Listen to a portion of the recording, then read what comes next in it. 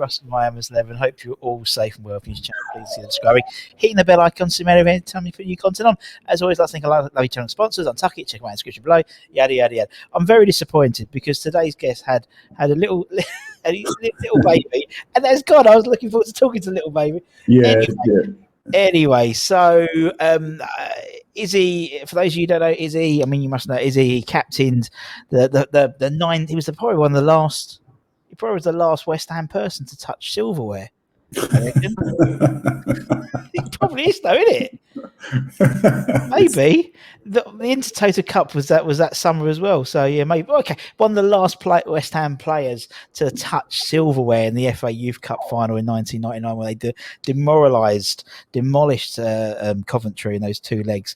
Amazing day. We'll talk about that. And obviously was with the club for how many years were you with the club? Oh God, from it's crazy. He was signed schoolboys, I think. On the 14s, then left at 21, I think. 21. 7 years. So it's like 7-8 years. You get less. Yeah, exactly. You usually say you get less for murder, but 8 years is yeah. I know. How are we, Izzy? How you doing, buddy? Yeah, we're good. We're good. You know, just all coping with the situation at the moment. So hopefully, like they said, it's gonna unlock it a little bit and let everybody get back to reality. Oh, it's weird, isn't it? It's like, I mean, when that roadmap came out, everyone's like, oh, here we go. And you look at it again and you go, hang on, it's not till June that it's all back to normal. They're probably going to extend that again after June. Yeah, you never know. Don't say that. But at least there's like light at the end of the tunnel. Do you know what I mean? Exactly. It's like at least you've got like a point rather than everyone thinking it was going to be Easter, thinking it's going to be. So hopefully the summer, and you know, obviously from a football perspective, if the roadmap works, you know, we should have 10,000 in for the last game of the season, I think. Oh, let's hope so. Let's hope so. Is it last game of the season, you know, qualifying for the Champions League? Like, that's what I like, that's what I like. Confidence, my man. But, you know. But I mean, that's one thing that we haven't had to worry about really this season, which has been nice. Or this weird world we live in now, really, in that, you know, West Ham have been playing all right this season. We're doing all right, and I'm looking. As you said, champion could be. I can't believe it, really. Like, you know, kudos to David Moyes. Done really good, a great job with the team, with the squad. You know, but do you think it's helped them without fans? Do you know what? I'll be honest, because obviously I'm still there. Because obviously they still play the music and everything there now. Yeah. But for me, honestly, I think at the beginning, yes. Now, no. Now at the beginning, yes, because obviously we stayed up, and we stayed up a couple of games spare. It was relatively simple after restart, I'd say, to be honest. And then obviously the summer, you know, Grady going at the last day, and then obviously Mark coming out of that statement, and so you know, there's a lot of hostility, and obviously then we lost that first game, which is a game we all thought we had to win because we had this sort of nightmare run at the beginning of the season. So I think it would have actually been a weight on the players' backs. But now, and then so obviously, no fans. It means they could have grown into that team and the team that they are now. Now I think they're cacking to get fans in because, you know, it's going to give them that extra boost now coming into the running. But I don't know. To be fair, the way the results are going, like, you know, I don't know. You know, I'm kind of enjoying them just winning games at the moment, and you know, winning tough games that we wouldn't have won in the last few years. And you know, it's amazing, like watching every weekend. You see the results. You're thinking, okay, that's another 3 points for West Ham, and you're thinking, wow, still fifth. You can't believe it. Yeah, it's weird. It's weird. And actually, weird, isn't it? It's strange. It's strange because I remember. I think there was one point I realised that this was a strange season. I think it was Man City Liverpool a few months, maybe a month or so ago, and the result came in, and I thought, well, that's a good result for us. Usually I'm bothered about Burnley versus Sheffield United, you know what I mean, or something like that. But it was like, God, that's weird. And also, you know, changing mentality of the fan base. I mean, obviously we lost to Man City the other week, and usually if West Ham lose on Twitter, it's all like, you know, rubbish, but actually everyone's like, oh, unlucky boys, we were so This is weird. It's brilliant. Like, you know, they've done some, I think, as well, the business like Moyes did with letting Haller go Yeah. I know like we lost some money like with that as well, but I think it's good business, to be fair, letting him go. Hopefully we can get a proper 15 goal a season strikers in soon. Just a goal scorer again. We've missed that. Yeah. We've always had that, a proper goal scorer. Yeah. So, it'd be good to hopefully all the scouts out there will find one who can get one in, bring one in. And Antonio's doing well, fair plays to him. I'm not, so not knocking him at all. He's brilliant, but we just need that poacher. We need a goal scorer. Could you imagine where we would be if we had that? There's been a lot of times this season. I'm thinking, obviously, this will be going out on the Sunday when we play Man United. I put it out before we play Man United. So, obviously, the last time we played Man United was back at London Stadium in the league. Back at London Stadium, we had 2,500 fans there. And that was the game where literally we must have had 30 shots on. We could have scored. I think Haller tripped over his own feet. And if we had a striker, I think we'd be like, no disrespect to Martin, as said Antonio, but I think we'd be scary. I think it'd be a scary prospect. Really scary prospect. Definitely. The team just like the backbone of the team just looks so strong. Like the two centre halves, like fair play to Dawson. He's come in and really done well. Yeah. And this is a geezer that can't get in his own team. Like, unbelievable. Well, as a defender yourself, you obviously, that's one of the massive things about this season is this.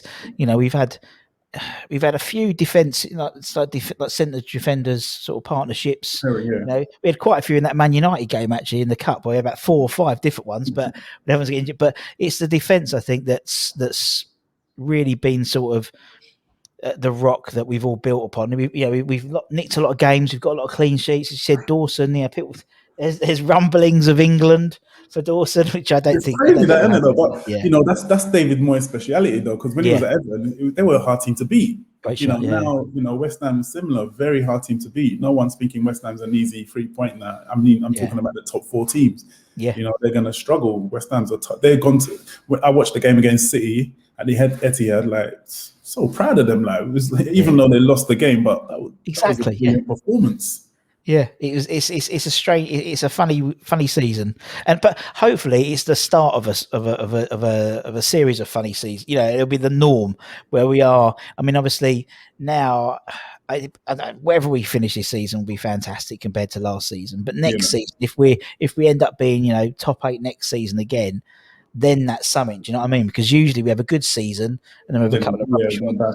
I hope they're backing, though, to be fair. I hope they do. I do. Yeah. With the players he wants, not who anybody else wants to bring into the squad. It's got to be the people he wants to bring in. Of course, and I think he's proven it. The 3 signings he's brought, or say 4 with Ben Rama, but say before then, obviously Soufal, Souček, and Bowen. They're 3 bloody good signings. And I mean, from a defender's perspective, someone like Soufal is just like 5 million quid. What a buy he is, by the way. And like, I've got both of them in my fantasy football. Souček was the one that I told everyone to be in their fantasy football league team this year, and that's the trouble because he was like under the radar. Good price, defensive midfielder, get some goals. Unbelievable, really, really good, really good. No, it is good to see. It's good to see you walk down the road and you see another West Ham fan, and they don't sort of look down on their feet. They look like, they go, oh, I do, yeah, oh, we're going to win this year, aren't we? Yeah. Having a bit of a giggle with them rather than necessarily, it's good. The good times are coming back, which is good. Oh, I hope so. I really hope so. I think the fans deserve it. They deserve it, definitely. And hopefully, whatever's next year, whether it is, Champions League qualifying match next year in June or July, or Europa League or Europa Conference, or even the Betway Cup, whatever that first game will be, hopefully we'll have a full stadium by then. Yeah, that would be brilliant. Brilliant. Well, it doesn't mean I've got to start getting the train. I know it's been selfish at the moment. I quite like. I mean, I'm not being funny. I've been doing the job for 20 years, and I've never had a car park space. And for the last season, I've had a car park space. And I know it's sounding really like selfish, but I quite like driving in and being home in 20 minutes. Do you know what I mean? Rather than having to go to stop and go signs along. I like the train thing as well. It jars me because when I take the train and it's like another 20-minute walk to the stadium. It's like, you think it's just so close, but it's really not.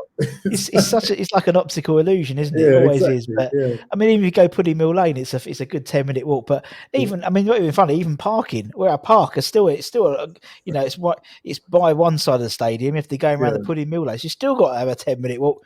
But I used to get my steps in. That's one thing. Yeah, fair enough. I used to get my steps in. And God, do I need it? Let's be honest. I need it at the moment. It is, mate. I'm not being funny. Under here, it looks like it looks good, but under here, it's just all McDonald's. It's all McDonald's, man, isn't it? It is. It's so bad, but it's so true. But there are some advantages. I'll be honest. I've had my jab. I had my jab. Yeah, did you? Because of It was what, like. overweight? Yeah. Oh, really? Yeah, I had my jab. Yeah, it was it was like when I think it must have been a special day because literally it was like the fatties day. I'll be honest. So there's like me, and there's like literally everyone was like overweight, and I was like, oh God, I felt even worse because it's like, oh, I'm in this group, aren't I? Yeah, not I'm old, no, I'm overweight. But anyway, that's okay. Doesn't matter. At least I'm 85% safe, whether it is, and so It's what they said, yeah. So you can still get it though, can't you? Of course, I can still get it. You can still get the flu. I mean, I used to get a flu jab. I still get the flu in it. It's like there's no difference. But it's true. If it means that people can, and I get back to reality, right? It's just needle. I hate needles, honestly. Yeah. I don't like needles at all. I passed out on my BCG test. You're not the only one that passed out. I know, but the test, like when they. Oh, just the test. Yeah. Oh, the prick test. The prick test. Oh, wow. Yeah. Because needles either. I remember him. He hates needles, Joe Cole. He hates needles. Let me get Joe on. Oh, brilliant! I'll say because we should have Joe on soon in a few months, in a couple of weeks' time. He's a bit busy at the moment, but that'd be funny. Oh, I'll make a note of that. Don't worry, he's gonna get rinsed because but then I'm the same. Anyway, that's enough talking about needles and stuff because I'm feeling all goosebumpy already. Right, let's talk about the old days. So he said, 7 years at the club, from under 13s, under 14s, all the way. In terms of your time at West Ham, obviously we got the 1999. We have to start with that. That makes sense, the 1999 FA Cup Youth final, being the captain. Obviously we still talk about it. You still have your reunions, and the club still do stuff on the website. That must have been incredible for a young lad to be involved in that whole thing. Yeah, it was incredible. I didn't really realize how big it was, to be fair. Yeah, it makes sense. Yeah, but it was massive at that time when we're playing in it. It's, for me, just a kid from Upton Park. I lived in Upton Park, as well, right, 2 minutes from the stadium, and for me, it was just another games we were playing, just beating teams. That's all we knew. With the team we've had, we were always winning games. Didn't really lose much on that. So it was just winning games, and we're getting to the semi-final, getting to the final, and people started taking notice. Harry Frank was coming to the away games at Warsaw. We was like, what's going on here? So that's when we realized, come on, lads, this must be really important. Serious. And it was some great memories, great times. It was. And I mean, I remember that final, it was just mental, the one at Upton Park where, it was only, they opened up one stand, wasn't it? Then up another stand and another stand. And then you had four deep around the pitch. Oh, it was mental. No, it was, it was amazing. During when you're standing there, you're seeing people coming in still. The game's already kicked off. The stadium was full. It was ridiculous. It was mental. It was mental. We've had Bertie on. We've had Anwar on, a few others as well. And it was just as a young kid, that was giving you a taste of what it could be like, weren't it? Really, with 20, 30,000 people there watching you play. It was, and then obviously winning. Obviously, it was sort of a foregone conclusion, to be honest. But lifting up the trophy, and as I said, you must be one of the last players to have lifted a trophy for West Ham. I think it is. It was amazing. I think it might be actually. No, the feeling, it was amazing. It was on my birthday as well. Yeah. So my 17th. So it was even extra special then. Still, like you said, have a reunion with the boys. Still keep in touch with a lot of the boys. Yeah, it was a brilliant moment. Brilliant moment. It was good fun. Yeah, and I love the fact that you had the reunion. It was the match the other year, weren't there as well? Yeah. And it's great that sort of keep that tradition going, because, as you said, it was a special. As you said, you were beating everyone. You were smashing everyone. That season. That age group, like, imagine, like, look at the boys we had in the team. Like, I think every single person, could have played first team.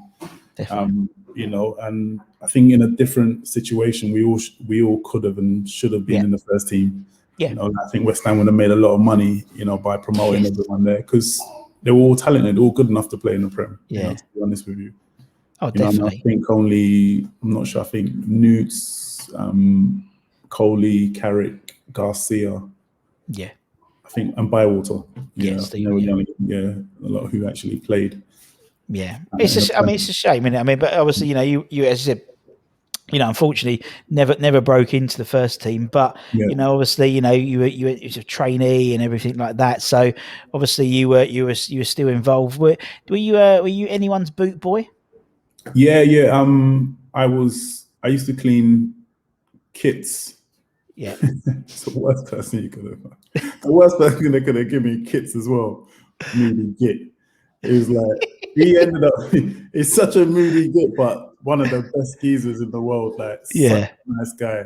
Poor Kitson, man. I love him to bits, but such a mood. When I was young, I'm like, this guy, you're so tight. Give me 60 quid for Christmas. Like, was it? Well, that's better than some people. I'll be honest.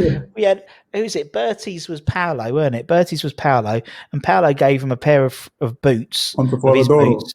Yeah, but they were but his size, and Bertie's 3 sizes bigger, and they didn't come with no shoelaces either. Do you know what I mean? Yeah, but I don't know whether the Italians do things like that, though. I'm not sure whether they do. Maybe that's why they were a bit lost in translation. But I know, like, Rio's boot boy, and I think Righty, maybe they all got like 100 or 150 and whatever. They're very generous in that, lamps and that. So, 60. But yeah, that's why I was gutted I had kit off. Well, do you know why? Because I lived at Loughton at the time when Kits was around, and I'd always see Kits in Woolworths buying pick a mix, but like not like a little bag, like the big one, because he's a Premier League, the proper bags. That's where all the money went on. It went on flumps, flumps and Space Invaders. Yeah. Oh, really nice guy, man. I love Kits, man. Yeah. So funny, such a funny guy. Took us under his wing as well. A lot of the young lads.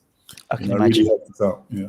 I can imagine. And obviously, who did we have on the other day? We had Leon. We had the old Hodges on the other day, and he was he was Julian's boot boy, and he just said, he was a nightmare. He'd want them pristinely clean. He was like, he only had one fucking foot, but Yeah, it's true. To be fair to Kits, he was probably right to give me 60 quid, because I probably didn't clean his boots properly anyway.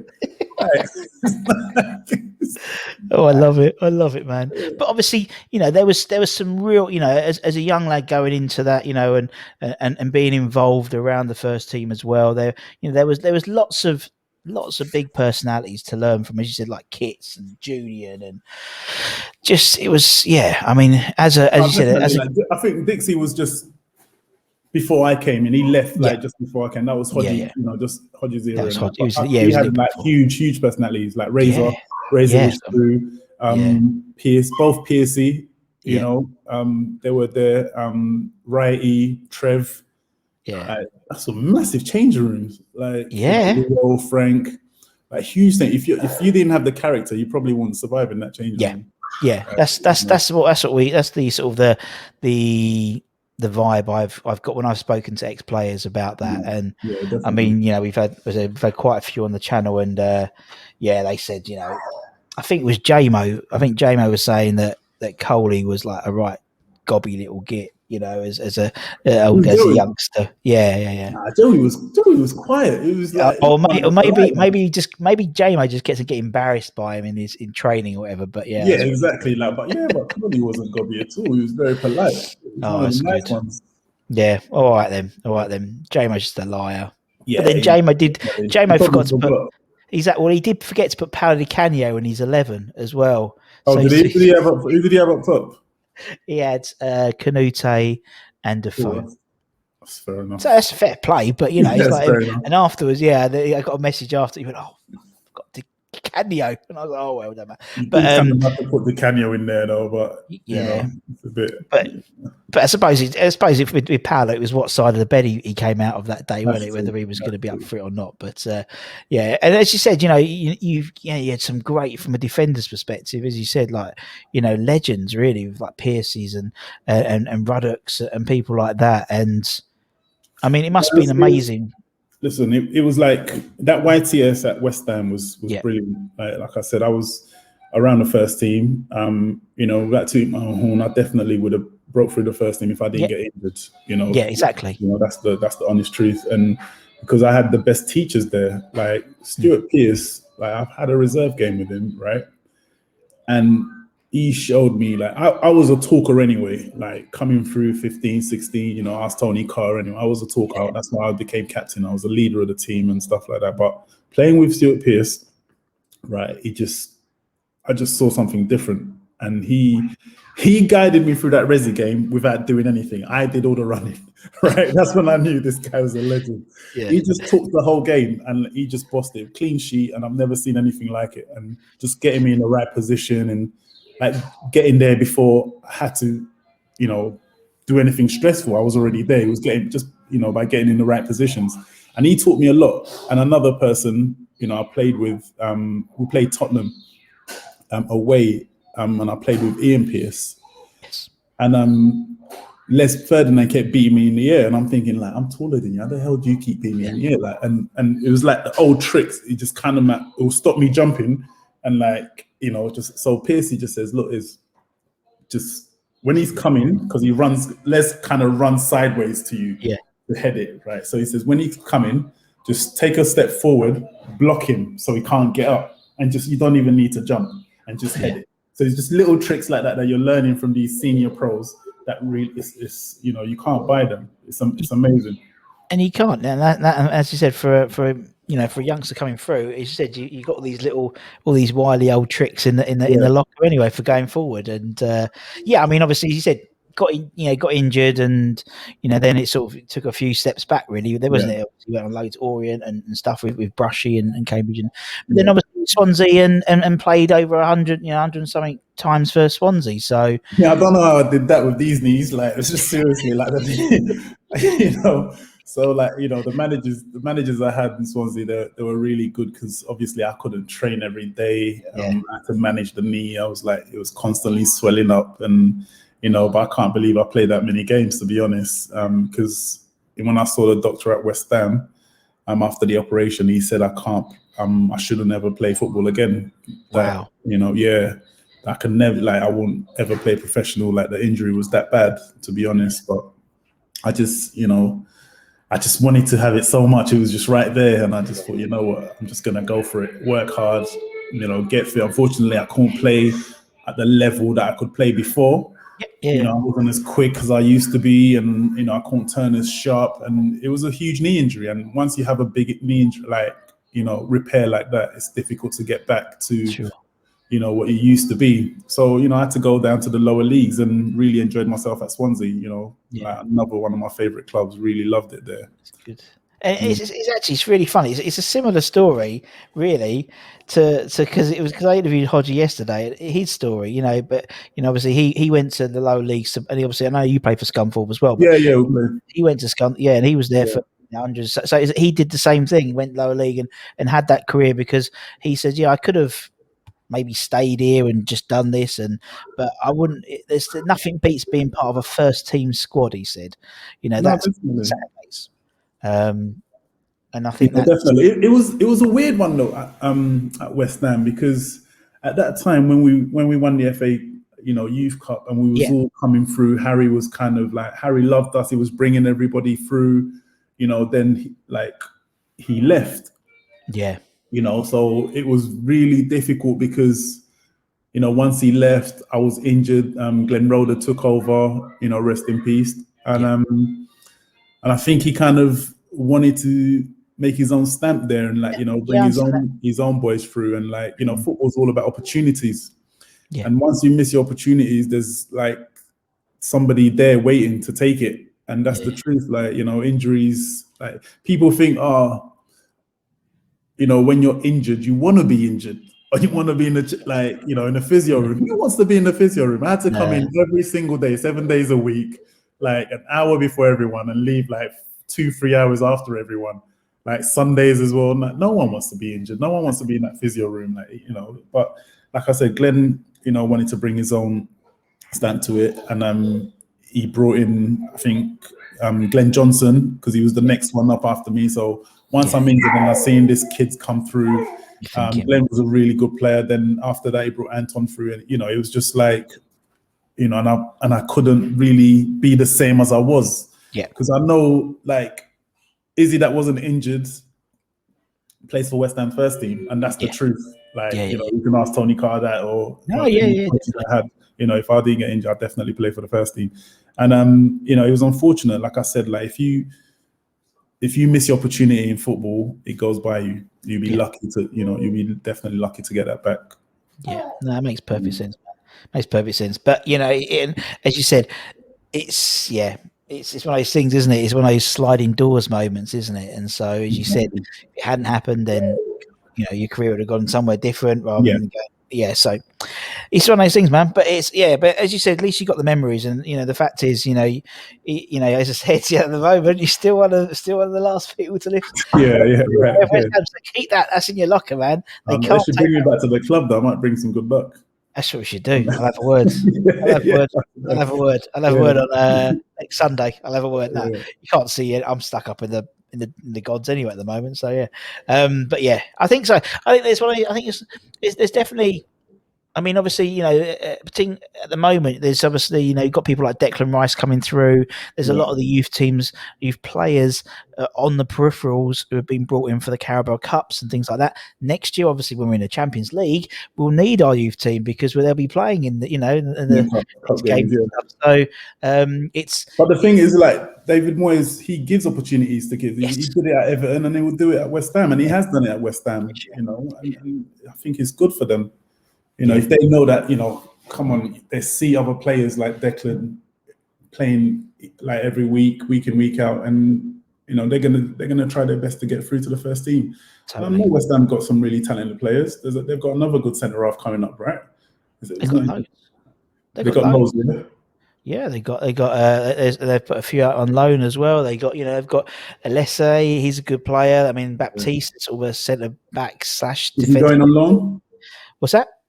Have they put him in defensive midfield as well, Baptiste? He came on. I think he came on. When he made his debut, I think he came on as a defensive midfield. Yeah, they always do that to us when we're defenders. They're never when you're a young defender, they'll always bring you on as a defensive midfielder because they don't want to risk leaving you at the back, and So they always do that. So every centre half will come on as a defensive midfield to start with. There's a good right back, Ashby. I like Ashby. He's mustard. Harrison Ashby. He'll be good. So it's almost I think for the last couple of years I think it's fair to say that they haven't really obviously under Pellegrini and stuff. It was more about bringing the foreign players in. Spending a lot of money. Yeah. Where actually, as you said, Moyes has gone back to more of a grassroots mentality, and hopefully it'll pay dividends. Not just by bringing kids through, but going and paying less for hungrier players in the Championship. Exactly, like the business he's done with the two Czech players is fantastic. Yeah, and they're mustard. I mean, you look at what they do. I mean, I know you're on Twitter, and you look at what they do with Isla's army, and and the fact is that we still we have the Czech Republic ambassador is like a West Ham fan now, and I love it. It's brilliant. It's great to see. Oh, really? He's a West Ham fan now? No, kinda. Yeah. I mean, he is. We had our Czech back in our day, wasn't it? Thomas Repka. Yeah, we've had a good, and even before then, Ludo. Yeah. We do all right with Czech boy. Even Radislav Kovac. I liked Radislav Kovac. He didn't do a lot for us, but we've always done well with Czech players. So I'll have a few of them more come in summer. Yeah, why not? Yeah. But there's the guy up front in it, Seema. That's the one. That's the boy, isn't he? The Seema, the teenager. He's a bit special, is he? Oh, he's special. Goal scorer. Yeah. No, I think he's 19, something like that. He when they played Leicester 3 weeks ago, scored a great goal. Good player. Really? Yeah, he's the one. Abdoulaye Seema, I think his name is. So he's about where did they get him from? I think they got it from the. I think he came for the youth team. I think. Oh, really? I think so. Yeah, might be a local boy then from London. Yeah, we'll see, man. Yeah, went to, yeah, that's good. So he's around the first team. I don't know that you're not seeing. No, sorry, Seymour. He's in Prague. They're the guys. I want to bring him over. Sorry, I want to bring. Yeah, so he got confused. Seymour's a guy who plays for Slavia Prague, and so check. Head of recruitment for West Ham. Oh wow! So you're already looking ahead. Like you never know. You got to this game, innit? Yeah, to that's get those true. youngsters and get them quickly. Obviously after Souček and Soufal, I guarantee the whole Premier League is looking at that Czech league now, thinking we can get some bargains here. So give me a minute. I'll set the alarm for the interview. Hold on 2 seconds. It's all good. It's all good. See, mate. Yeah. Very good. So that's who we're after. Hopefully. Yeah. That's all good, man. That's all good. Yeah, we need to be doing it a bit later, so. Oh, don't worry. It's all right. Yeah. That's it. We're exposing the fourth wall by saying things like that, Izzy, isn't it, man? But yeah. Right. Let's talk about the Hammers 11. So basically, everyone we've had on the channel, actually, apart from Harry, to be honest, and a couple of others, Bish, Ryakoka, have put together an 11. So the fans put their 11s together, and the players. We've had Tony Carr on, and we've had all of them on. And so the idea is to put together an 11 of the players that you played and trained with. So obviously, played in the youth team, but also you might want to put people you trained with, because obviously it's up to you, man. You put all you want. You could put everyone you played with rather than train. Do I put myself in it or not? Of course you can, man. You can put yourself in. Get those appearances up. It's up to you, my man. It's up to you. But that's what we'll do, and it's only a bit of fun. Yeah, you know what? I could end up, because I was around the first team as well. I was training with the first team quite a bit. I could end up picking a lot of the top players from there, but I think I'm gonna go with my boys from the FA Youth Cup. And I'm gonna put Bywater in goal. Right, let me find him. Where's Steve? I love Stephen. He's a lovely bloke. We've had him on. He's absolutely mental. Yeah, he's a nutter. Like, absolutely crazy. There was a story in England under 18s. Yeah. No, I can't tell it, but yeah. So and I'm gonna have me in the middle, play 3 at the back. Me in the middle, gonna have Terrell Forbes on the right and Stevlin Angus on the left. Nice. Of the 3. Nice. Right. No. And I'm gonna write this down because I'm gonna write it down. Yeah, right. So we're gonna put Stephen in, and then I'll put this on afterwards on post. So we're gonna have Izzy, we're gonna have Terrell. And I love watching Terrell's Instagram. I love watching all the. He's good. He's good shout. He's good shout, man. So we're gonna put you, Terrell, and who are you gonna have on your as a 3? And Stevlin Angus. Yes. So the 3 that played in the final. Yeah. Oh, okay. I like. Yeah. I like this. Yeah. I'm gonna have Adam Newton on the right wing. Oh, good old Newts. Yeah. And Sean Byrne on the left wing. Oh, Sean Byrne. These are some great names. Yeah. Takes me back, man. Go on in. Yeah, okay. I'm going to have Joko, of course. Yeah. Michael Carrick. Oh, fucking hell. Yeah. Richie Garcia at the top of that too. Oh, this is a formation. This is a proper formation. I like it. Go on in. This I was struggling with, because I have to go either Defoe, Bertie, or Amos for your one, right? So these, because Mossy got injured in the final, so he couldn't play, but he played the first few games in the FA Youth Cup. Yeah. But and Bertie's such a great goal scorer. So, obviously we all know what Defoe can do. He's unbelievable. But I think I'm going to stick, because Jay didn't come till a year later. He wasn't in our youth team, so he came a year later. So I'm going to put Bertie Brayley with Amos Fayoa. Nice, man. I think it's a good. I think it's a great shout. I think that makes more sense, because I think you could put in Trevor Sinclair and I could put all the boys righty, because I saw one of the best shooting training session ever in my life with Ian Wright and Jermaine Defoe, like Sure. just going go for unbelievable. I could have stuck both of them in there. Canute, Di Canio, Berkovic, John Monker, what a player he was, by the way. I don't think people give John Monker enough credit. No, I think you're right, and I think they don't give him credit because I think when he came towards the end of his West Ham career, he changed and became more of an aggressive player, wasn't it? So when it was Swindon, it was Swindon. Obviously, Glenn Hoddle was his manager, and we've had Monks on, and he said, I was a skillful guy, and technically, Monks was unbelievable, in training, some of the stuff he used to do. That's why, but for me, he doesn't get enough credit at all. What a top player he was. Yeah, but I think because towards the end of his career, he would always be a sub and always come on and get the first yellow card, and people would literally be counting on their fingers how long it was before he got a yellow card. It was a bit of a running joke, I think, between fans, but it became more of a joker than a player. If that makes sense. No, definitely. I think there was an incredible number of players there, and as I said, as a kid, man, going through that and training, and as you said, being 2 minutes away from the ground ball there, and it was amazing. Because there was a time, I remember when my old coach at West Ham, schoolboy under 14, he left and went to Arsenal. Yeah, and I was actually meant to go to Arsenal.